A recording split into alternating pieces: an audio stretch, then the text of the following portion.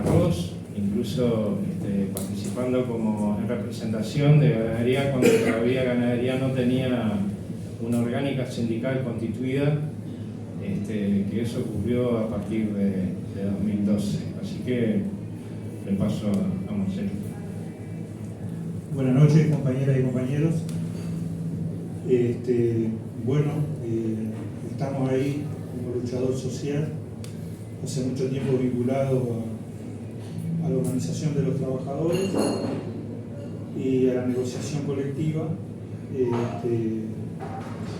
Y un poco contar desde nuestra experiencia cómo surge la necesidad del planteo del acceso a la tierra y cómo a partir de eso empezamos a dimensionar la importancia de determinadas políticas. Más allá que desde los trabajadores entendemos de que necesitan ajuste para que realmente pueda contemplar en su magnitud aquellos colectivos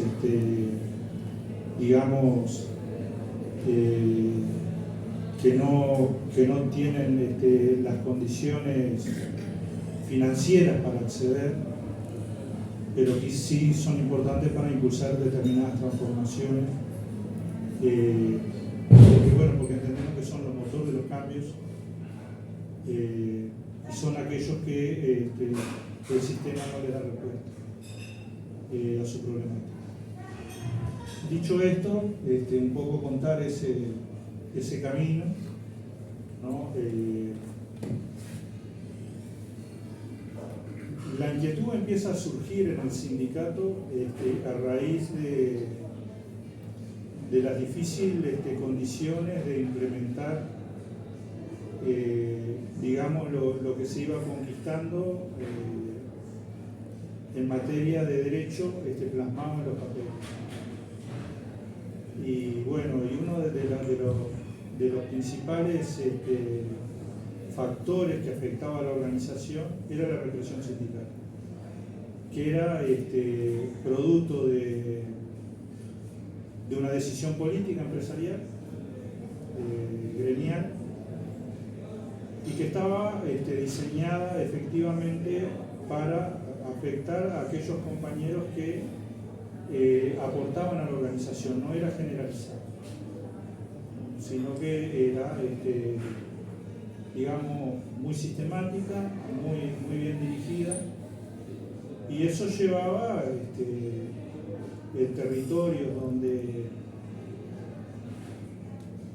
el rubro al cual nosotros nos toca actuar es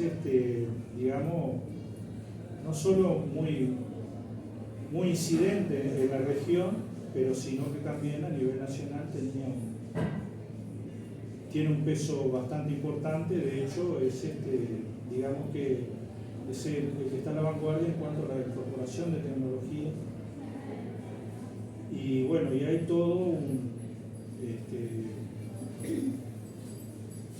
una forma de manejarse ese sector que le caía muy simpático a quienes no conocían en realidad cómo se estaban desarrollando los hechos en el territorio. En función de eso surge la cuestión del acceso a la tierra como una respuesta a esa primera problemática. A 15 años más o menos de implementado el paquete tecnológico en este sector, que era básicamente el agregado de químicos para intensificar la producción y de alguna manera minimizar la rotación con otros cultivos, ¿no? Históricamente la rotación en el arroz era 2x4, se cultivaban 2 años, se dejaba descansar 4, y cuando se volvía, generalmente el primer año no necesitaba ningún tipo de químicos para la producción. En algunas zonas puntuales, a partir del segundo año, después se volvía a descansar y rotar con ganadería. Eso a partir de la sequía del 89 cambió y se empieza a implementar ese paquete tecnológico. Recuerdo con el surgimiento del quinclorac mezclado con propanil, y después, bueno, después son cócteles que pueden llegar a tener 4 o 5 productos mezclados. Y ahí empezábamos a visualizar alrededor de los 15 años de implementado ese modelo, las consecuencias en cuanto a la afectación de la salud de los trabajadores, la calidad de vida de los pequeños productores que estaban inmersos en esa problemática, porque bueno, empezaban a quedar los productores más grandes, se intensificaba el uso del paquete y eso empezaba de alguna manera a incidir primero en la merma de la producción de los predios linderos más chicos, y después también veíamos en la afectación de la salud de algún componente del núcleo familiar, y terminaba de que esa gente se terminaba yendo, y bueno, y la tierra empezaba a concentrarse con esa lógica, y entonces entendíamos que el modelo no podía convivir con otra forma de producción, y ya lo empezábamos a ver, pero bueno, se encontraba mucha resistencia en que ese diagnóstico pudiera ser percibido por gente que no estuviera inmerso en la problemática. Entonces también ya el acceso a la tierra empezaba, tenía un componente de cómo pudiera ser sostenible un proyecto gestionado por trabajadores con la lógica de la escala, ¿no? Con la lógica de la escala, que inevitablemente te llevaba el paquete tecnológico a una escala mayor, o si no, no se podía solventar, ¿no? Y eso a lo largo del tiempo se termina viendo por los niveles de concentración, que diría yo que para el modelo productivo inexorablemente es una cuestión de supervivencia, ¿no? Por esa cuestión, por el aumento del costo en determinada área, y inevitablemente la degradación del suelo va a llevar a una menor producción. Ahí comenzamos a ver experiencia de organizaciones de trabajadores que ya tenían como línea el tema del acceso a la tierra, lo tenían en su plataforma y venían de largas luchas en ese sentido, como era UTAA en Bella Unión. Fuimos a conocer los procesos en Bella Unión, y tenía un componente fuerte de política pública, el cual entendíamos que en otros rubros no se iba a dar. Y salimos a buscar con el vínculo de extensión universitaria experiencias afuera del país. Personalmente había visto alguna experiencia individual relacionada con el arroz orgánico, y con unos jóvenes que estaban trabajando en un proyecto de fortalecimiento con el sindicato, fuimos a ver experiencias con el MST. Bueno, eso sí, nos hizo visualizar un rumbo que era posible, en una producción que se basaba en la sostenibilidad, que no necesitaba escala, y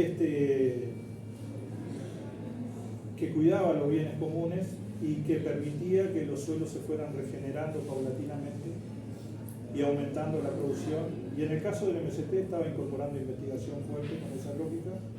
Bueno, ¿En qué año? El año fue 2010.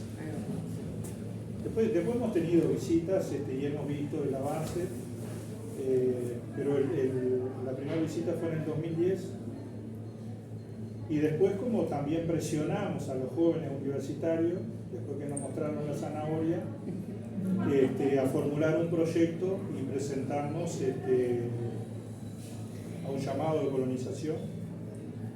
Recuerdo que teníamos un grupo organizado que tenía un capital inicial para entrar, que estaban en campos que era la antigua Procipa, y el instituto se había presentado a comprar un campo que hoy se lo conoce como el campo de los Cerritos Indios en Seguridad.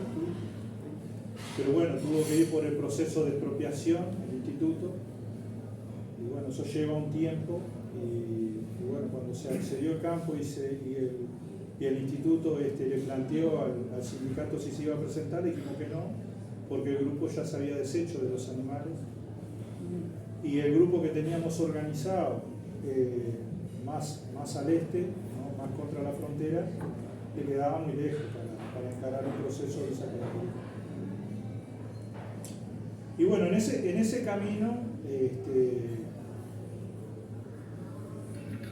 empezamos a visualizar de que es muy importante el tema de la política de colonización, pero también es importante ajustar la política, porque bueno, siendo generalizada, en realidad como decía, los grupos más débiles se les hace muy difícil acceder a la tierra. Para que se tenga una idea, la propuesta política es de complementariedad del ingreso. Y por los números que no difieren de la organización de los trabajadores de colonización de AFINCO, eso más o menos da como un ingreso familiar en el área entregada, después de estar totalmente, digamos, ocupado el proyecto, ¿no? Totalmente financiado, lo que sería más o menos el ingreso de una pensión a la vejez por núcleo familiar. Entonces, para trabajadores que muchas veces ingresan con muy poco capital, con pocas posibilidades de financiamiento, lógicamente que son periodos de aprendizaje, pero que tienen consecuencias para los trabajadores. Pero bueno, comienzo tienen las cosas, y es importante que, saber de que hay procesos que están en curso, de que han demandado un esfuerzo enorme, y eso es fruto de la concientización, de saber a lo que nos vamos a enfrentar. Y en cuanto específicamente a los trabajadores del arroz tienen una característica que es la adaptabilidad. Los trabajadores del arroz tienen esa cuestión, por ejemplo, para que tengan una idea, los arroceros, desde que se creó el INEFOP, han despreciado totalmente la herramienta. O sea, aportan para ahí, pero jamás sacaron un curso de formación, porque tienen una técnica de formación que es una especie de educación popular, digamos así, que es el intercambio de conocimiento entre los trabajadores. Entonces son capaces de realizar mantenimiento en máquinas de última generación, con computadoras de bordo, o instalarte una instalación de un sistema de bombeo, o hacerte un manejo de riego, que es tan difícil, sin alcanzar la primaria completa. Entonces nosotros confiábamos en esa capacidad de los trabajadores del arroz, y es lo que nos ha ayudado, por ejemplo, perdón que ponga un proyecto en el cual estamos involucrados como referencia, ha sacado adelante, donde hemos canjeado con el IN, cuando se tuvo la oportunidad, refacción de vivienda, alambrado, y empezar un proyecto productivo en la ganadería sin muchos de los compañeros haber visto una vaca no ser en el campo. Y dicho esto, una de las cuestiones que entendemos que es fundamental para los procesos de transformación es la educación popular. sin la educación popular es imposible encarar procesos de transformación, porque tiene que ir conceptualmente con otra lógica de valores, que va mucho más arraigada al compromiso con el trabajo y la gestión del trabajo, que se ha venido perdiendo.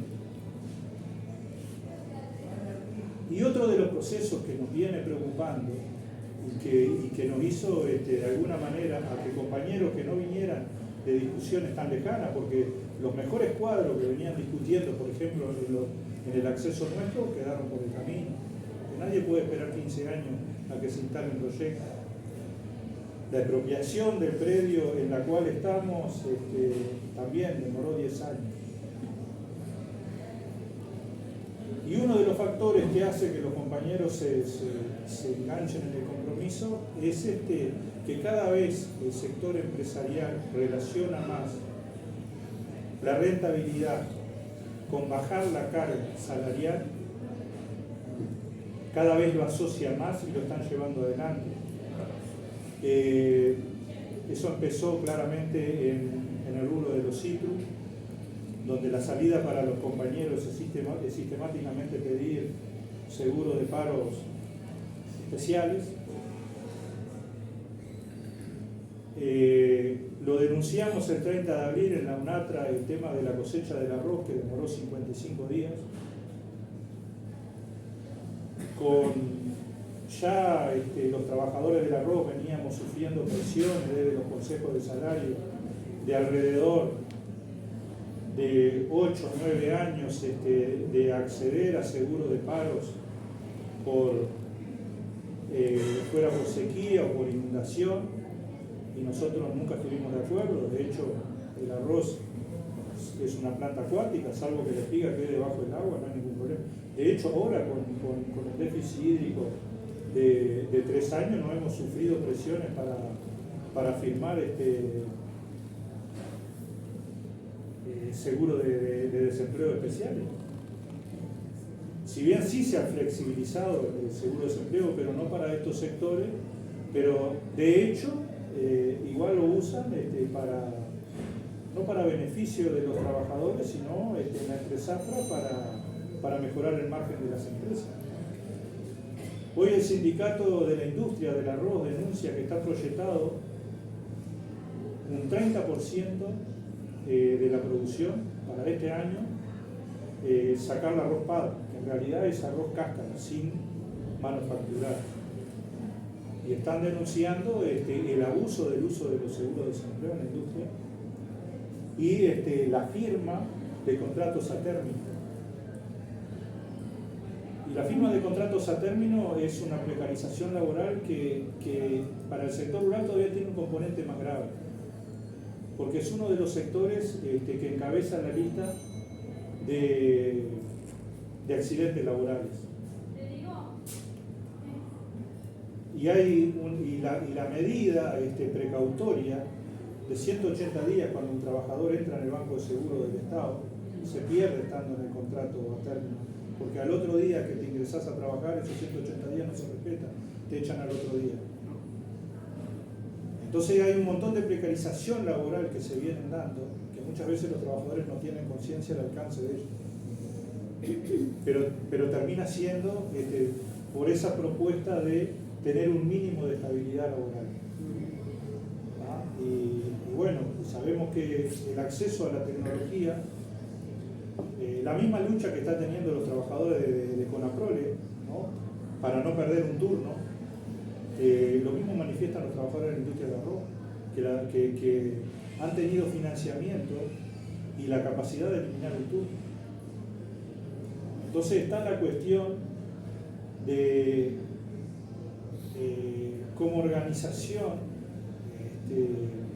dentro de las debilidades que somos conscientes que la tenemos, dentro de un rubro que no negocia con los trabajadores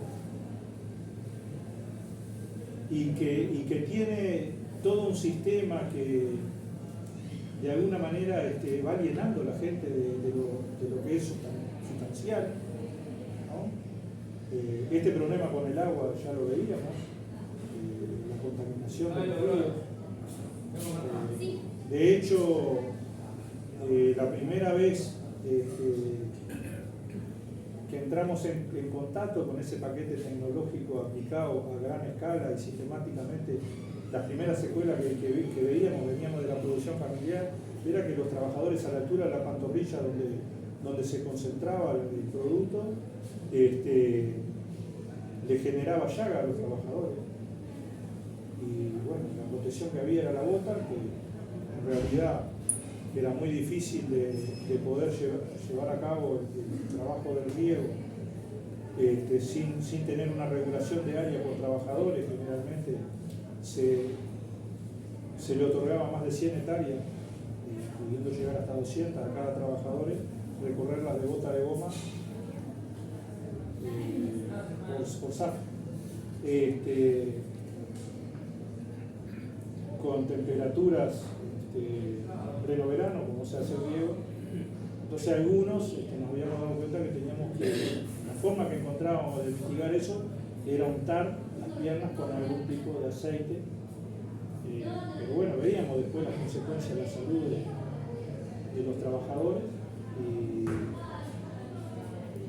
parte del trabajo con la universidad era eso, ¿no? Era tratar de investigar sobre esas cuestiones, de denunciar. El primer trabajo con la universidad dató del 2011 en ese sentido, donde en una encuesta que se hizo a trabajadores organizados, no organizados de la industria y de las chacras, en la encuesta que se hizo el 70% de los trabajadores mencionaron que la incidencia a las afecciones de salud provenían del uso sistemático de los agroquímicos. Hoy tenemos un proceso en marcha de investigación de un equipo multidisciplinario sobre la salud de los trabajadores de la cuenca arrocera. Hay un dato que se lo puedo dar y es bastante alarmante. A pesar de que acá usamos el mismo paquete que se usa en los países asiáticos, en los países asiáticos anda alrededor del 20% las estadísticas de afectación de esos componentes químicos a la salud de los trabajadores y de las poblaciones afectadas. Acá en el Banco Seguro del Estado, luego de 30 años de aplicación de ese paquete tecnológico, hay 2 trabajadores afectados registrados en el Banco Seguro del Estado. Y suponemos que uno de ellos es Julio de los Santos, trabajador de Arrozal 23, que hoy denuncia frente a la Corte Interamericana de Derechos Humanos la ausencia del Estado. Y supongo que el segundo caso es su señora, que ha sido diagnosticada como enfermedad laboral por la empresa Infonerno a condiciones de trabajo sin ningún tipo de protección como medida de represión para que se fueran de la empresa. Era aplicar glifosato con una mochila sin ningún tipo de protección ni mascarilla y que bueno, y que eso le ocasionó serios problemas en su salud. Y bueno, eso refuerza nuestra visión de la importancia de encontrar un rumbo, pero ya no solo por la cuestión de la represión sindical, sino por la cuestión de la seguridad alimentaria, de la soberanía, de la autogestión del trabajo, de encontrar un mínimo de estabilidad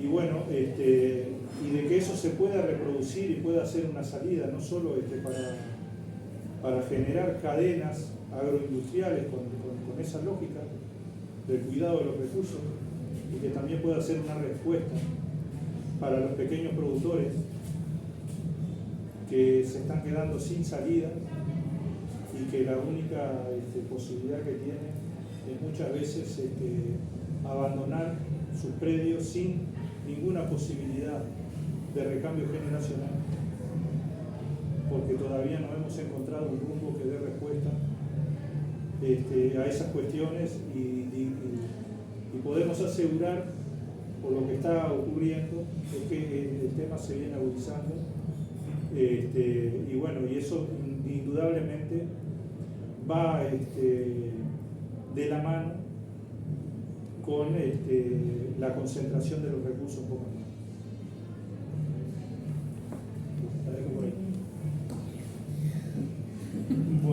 Sí, dejamos todas las preguntas para el final, pero es bastante grueso y sustancial lo que cuenta Marcelo, el relato de todo el proceso de sindicalización rural. Yo provengo de la ganadería, no voy a hacer un relato de la historia personal, pero bueno, mi abuelo era carrero en el Uruguay, en la zona Carumbé, cuando único vehículo eran los carros y las carretas para trasladar tanto lo que se producía como la mercadería para los comercios. De ahí, bueno, en realidad todavía estamos rodeados por grandes superficies, un pedacito de tierra, en el basalto, que es familiar, entonces nos criamos entre grandes estancias donde pasan excelentes trabajadores hasta que reclaman determinadas cosas y se convierten en malos trabajadores. Eso ha sido así toda la vida. Y viendo cómo era tan difícil en un sector culturalmente muy individualista, es decir, siempre pensando y viviendo de la portera para adentro, generar organización, ¿no? Como la ganadería. A su vez, con una producción familiar predominantemente ovejera, donde comienza desde el 2000 para acá una especie de desaparición de producción familiar, de productores familiares. El censo agropecuario, que ustedes capaz se acuerdan, será el 2011, por ahí, o 2012, dice que entre el 2000 y el 2012 desaparecieron 12.000 productores familiares, lo que hace, si se mantiene la proyección, 1.000 familias de unidades de pequeña escala que se siguen yendo al campo, con políticas económicas que en general, si uno mira un hilo histórico, siempre han sido, sin ir tan a los planteos de activistas de 1815 de la reforma agraria, una continua contrarrevolución permanente a eso, ¿no? Como ciclos históricos donde hemos tenido avances y planteos muy adelantados para las épocas,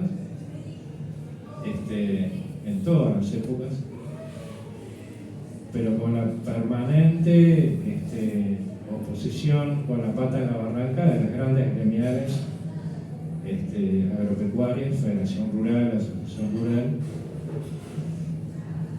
en las distintas etapas históricas, ¿no? La comisión que creó la ley en 1948 del Instituto Nacional de Colonización, la ley 18.019, se llamaba Reforma Agraria la comisión, y a partir de que se crea la ley, el nombre de la comisión desaparece. Como que el uso de eufemismos está implementado desde mucho más atrás que el progresismo, ¿no? Esto que nosotros tanto discutimos a veces, de por qué no llamar a algunas cosas por su nombre. El Instituto de Colonización fue creado, fue publicada la ley sin financiación, sin financiamiento. Es decir, que desde esa etapa reformista, ballista, los intereses económicos, los intereses de clase siempre estuvieron muy marcados, y más que nada en el tema de la tierra, ¿no? Del uso de la tierra y de la propiedad de la tierra. El uso de la tierra como una especie de título nobiliario, ¿no?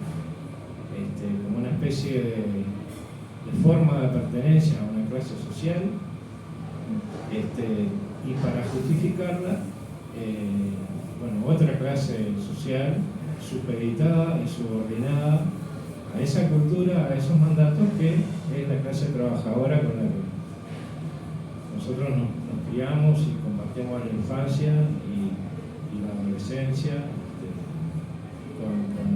con todos esos gurises en medios muy serviles, ¿no?, para lo asociativo y para lo cooperativo.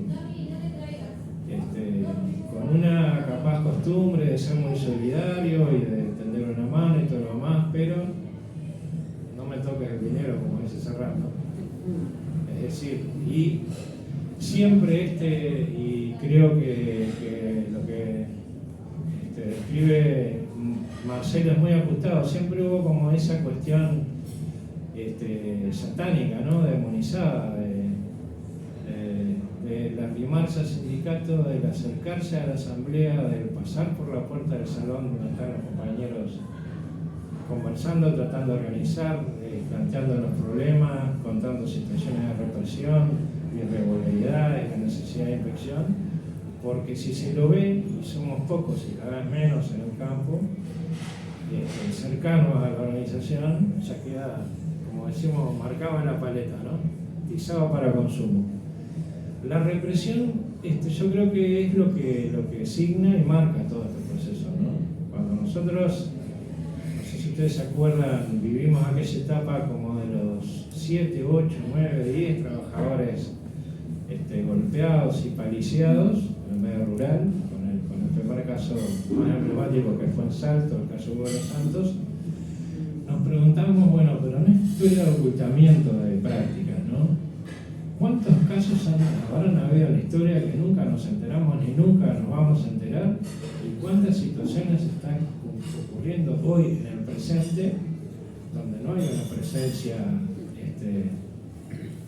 del Ministerio del Trabajo, por supuesto, en los territorios? Ha desaparecido, ni de ganadería, ni del Estado en sí, sino solo para la práctica de la política clientelista. Y cómo toda esa cultura del ocultamiento cercenó también la posibilidad de la participación en el producto del trabajo, para la creación de la riqueza, en la posibilidad de agruparse con sus pares, en la posibilidad de reivindicar y reclamar por sus derechos. Estos ámbitos son ámbitos sumamente conservadores, por supuesto, individualistas, donde hay una tradición de se acepta y se acata una forma vertical de organización del trabajo, donde hay un capataz, un administrador responsable, un dueño, que es el que impone la dirección.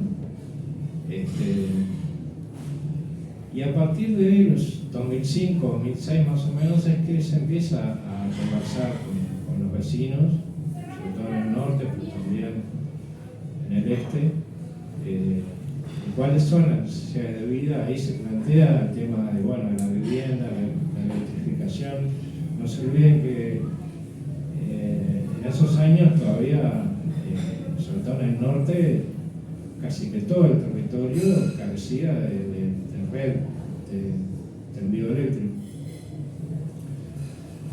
con todavía restos de lo que eran prácticamente, no exactamente, pero muy parecido a lo que eran los pueblos de ratas, o sea, los pueblitos que estaban ahí entre las grandes estancias donde vivían los trabajadores. Ahí empieza a participar Mevir, a intervenir, se empiezan a generar un trabajo social directo con esas necesidades y inevitablemente se plantea el tema de la tierra.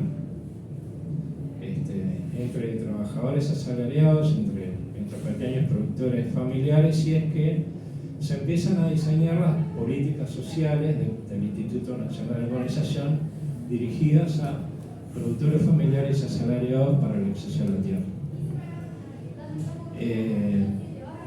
Estos procesos tienen más o menos 15 años. Hoy por hoy han habido algunos fracasos en eso, para algunos proyectos en rama de actividad, en la ganadería también los ha habido, pero hay otros grupos que están bastante estables, que se sostienen, que funcionan, que existen, que no son muy visibles, pero que están en lugares, territorios, geografías, rodeadas de de una práctica que es la práctica tradicional, ¿no? La individual, el estanciero, productor individual que toma su decisión solo, etc. Y ahí en el medio, aunque sea como una piedra en el zapato, un grupo de colonos, ¿no? Que por supuesto desde el inicio siempre hubo como un deseo en la comunidad, en el sentido, van a durar 3 meses, ¿no? Se van a pelear y se van a desintegrar. Hoy ya medio que la molestia sigue contenida porque los grupos persisten y están ahí. Me refiero a grupos de ganadería. Son experiencias que no han podido desarrollar un trabajo político transformador, digamos, con una visión más de generar una transición hacia otra realidad, que es un poco lo que nosotros hoy queríamos transmitir como planteo con la visión que tienen los trabajadores organizados con respecto a la tierra. Nosotros volvimos a recorrer todos esos caminos que un poco compañeros muy viejos y en esta casa llevaron adelante con mucha lucha, con mucha pelea, que es la tierra para trabajar. Hace algún tiempo hemos vinculado esa discusión en la interna del PCNT, incluso también con la Federación Uruguaya de Vivienda por Ayuda Mutua, con FUCBAM, en el sentido de que esa tierra para trabajar también tiene que ser una tierra para habitar. Tenemos a veces herramientas ya construidas muy valiosas como convenios entre Colonización y MEVIR, por ejemplo, que hoy por hoy por supuesto que no se están ejecutando por el brutal recorte que han tenido todas esas políticas sociales.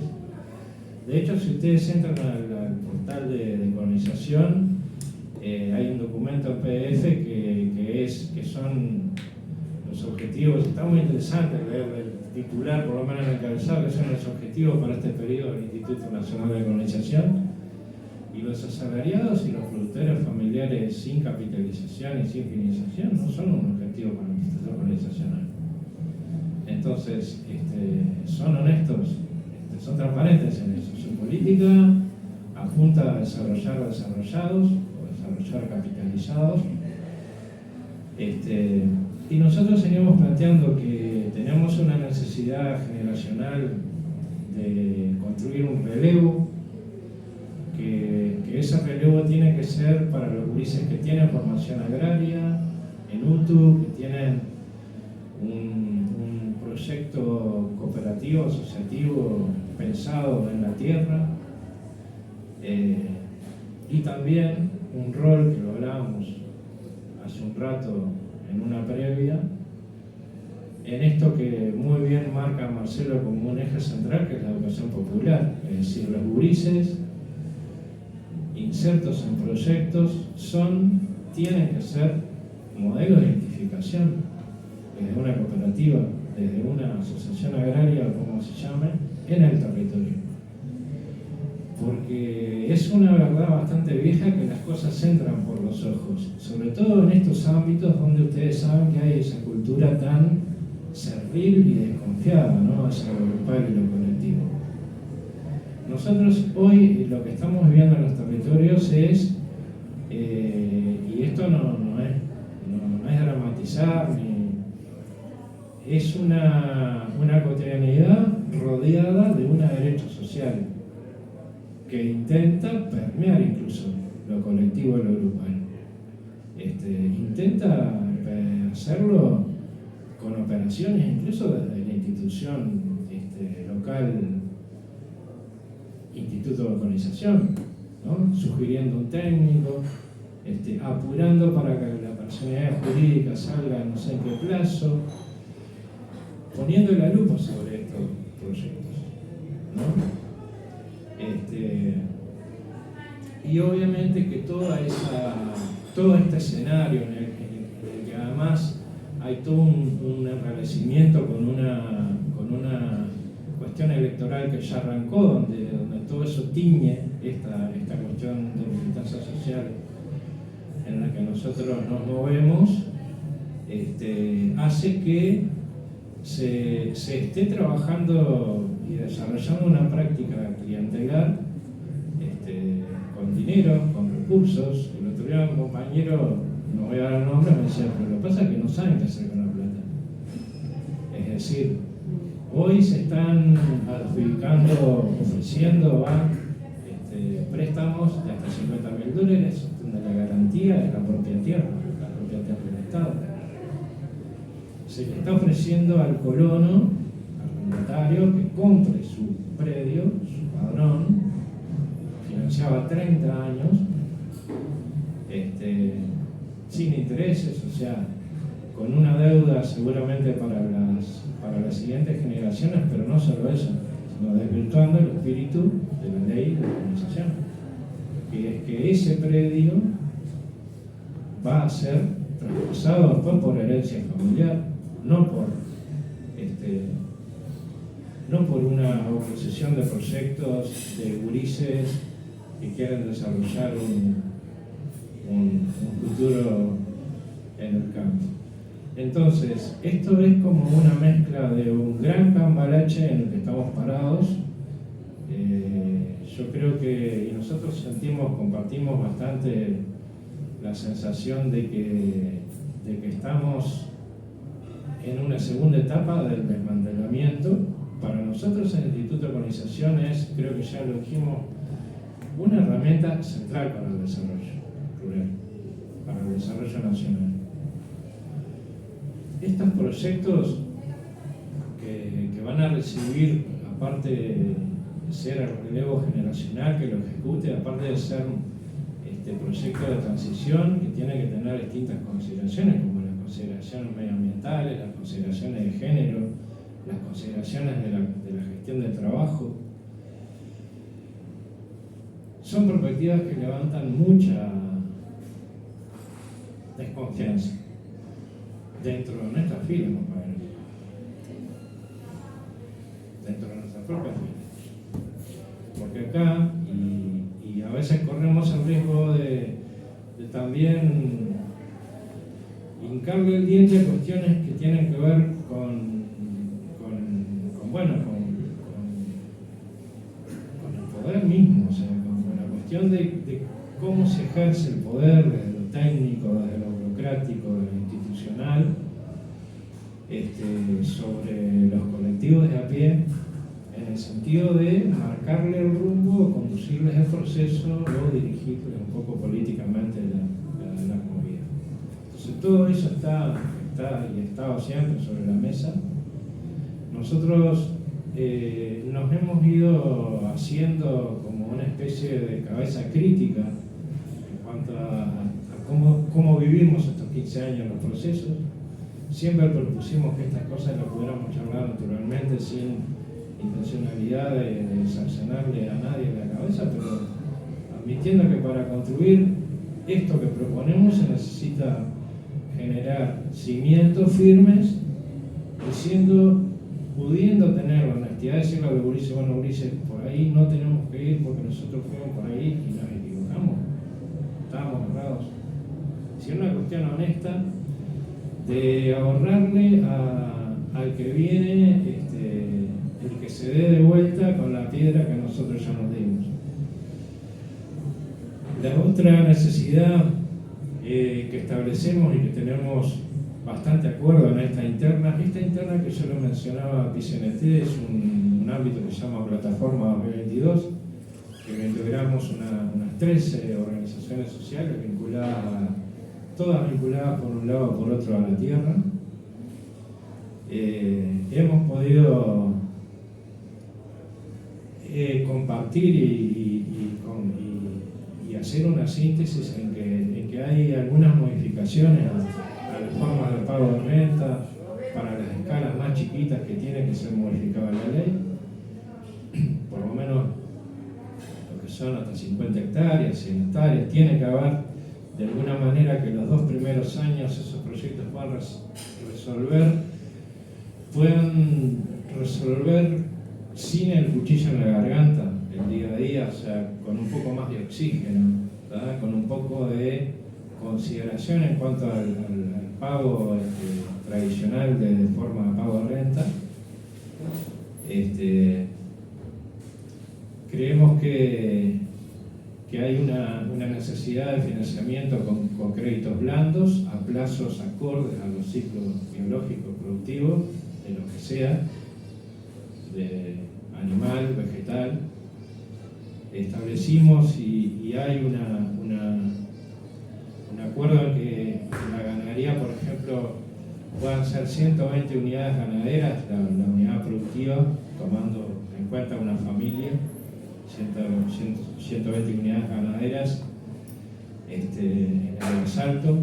Si los números no andan muy bien los números hoy, pero se necesita determinada área en cada región, en cada suelo, para tener esa adaptación.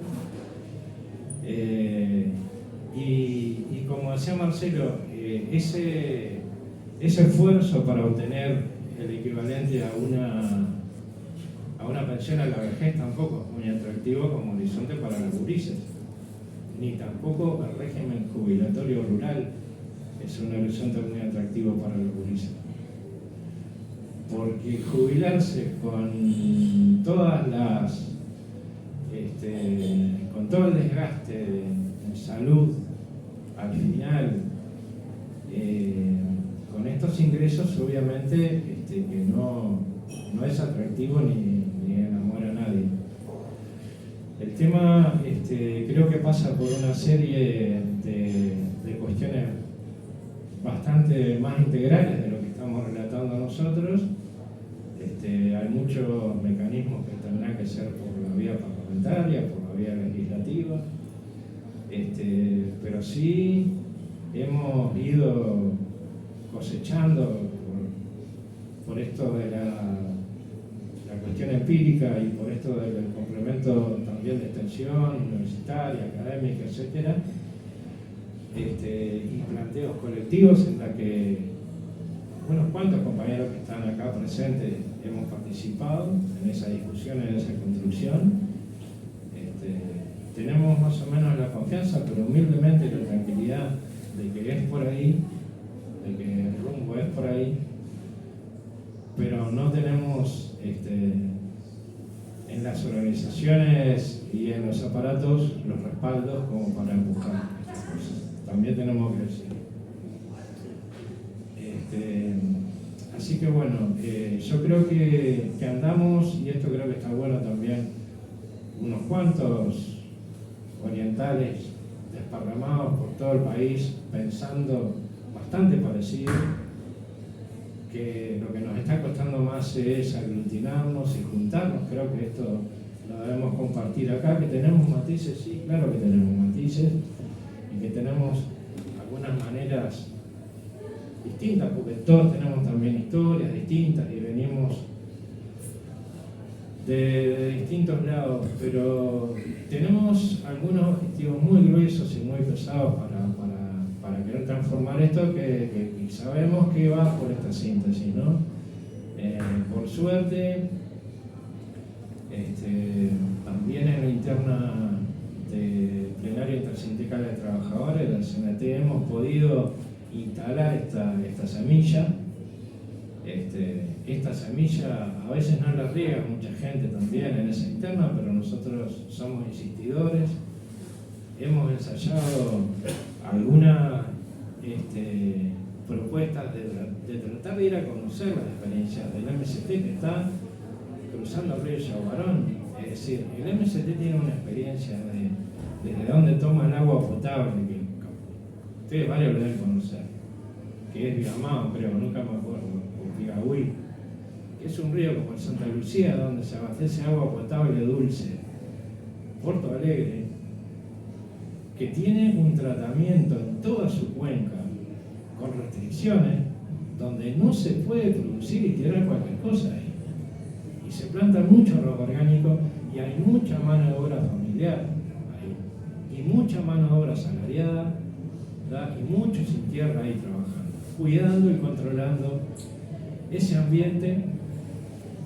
Y acá, bueno, hemos tenido dificultades para financiar comitivas. En este momento, en esta este escenario que estamos viviendo hoy, en la zona metropolitana, o sea, en el verano, digamos, estuvimos proponiendo eso. Ir a conocer, ir a convivir, ir a compartir, ir a conversar como estamos compartiendo acá. Bueno, y yo lo voy a ir dejando por acá, creo, para no aburrir, porque los compañeros deben tener muchas preguntas.